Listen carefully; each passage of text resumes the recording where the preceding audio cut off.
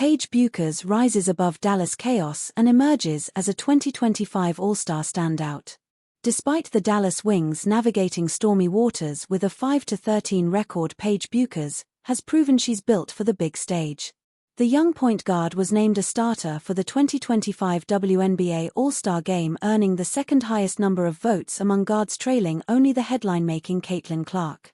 Averaging 18.4 points, 4.4 rebounds, 5.8 assists, and 1.8 steals per game, Bueckers is exceeding expectations.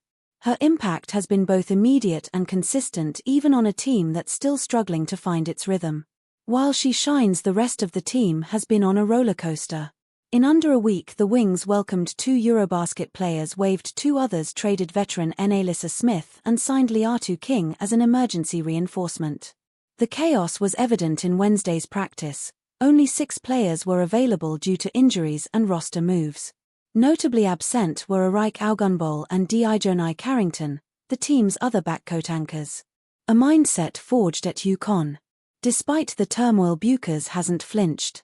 "Unfortunately, I've been through this before," she said, recalling her UConn days. "Honestly, it's kind of fun playing when the odds are stacked against you." She knows adversity well. Between knee injuries and a torn ACL, she missed nearly 2 full college seasons. But in 2024 returned in full force, leading the Huskies to a national championship, playing in the Final Four with just 6 available teammates against Iowa. Pivotal matchup against Phoenix Mercury. On Thursday, Bueckers will once again lead a shorthanded roster as Dallas hosts the Phoenix Mercury 12-5, one of the toughest opponents on the schedule. Surviving that test could give the team some breathing room before a demanding road stretch against the Mercury Sky and Fever. Amid the chaos, Paige Bueckers is emerging as the guiding light for a Wings squad in desperate need of leadership and competitive fire. Just a few games into her pro career, she's already playing like a veteran. Dallas may lack stability, but with Paige on the court, there's reason to hope.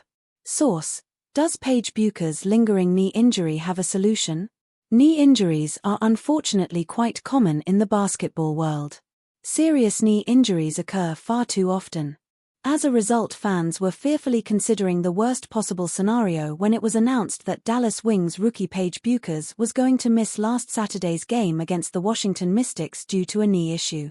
The fear declined after head coach Chris Coclains revealed that Bueckers' absence was a precautionary move as the game represented the second of a back-to-back.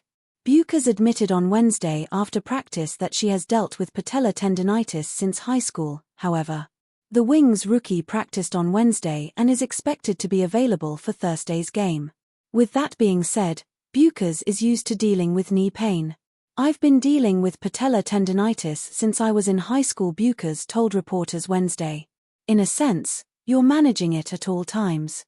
There's no day where it probably doesn't hurt. But to be on the second night of a back-to-back where I just played 38 minutes, it usually never feels great the day after the game. But we usually either have an off day or a light practice day to where I can recover. Assuming I would either have to play a lot of minutes or be managed, we thought it was the smart thing to do to rest and recover." Is this simply an issue that Paige Bueckers will have to deal with for the rest of her career? Is there a solution?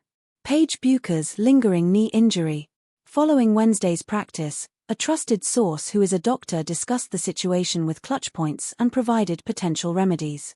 The source's analysis provides important insight into the situation. Patellar tendinitis that's chronic becomes patellar tendinosis, the source told Clutchpoints.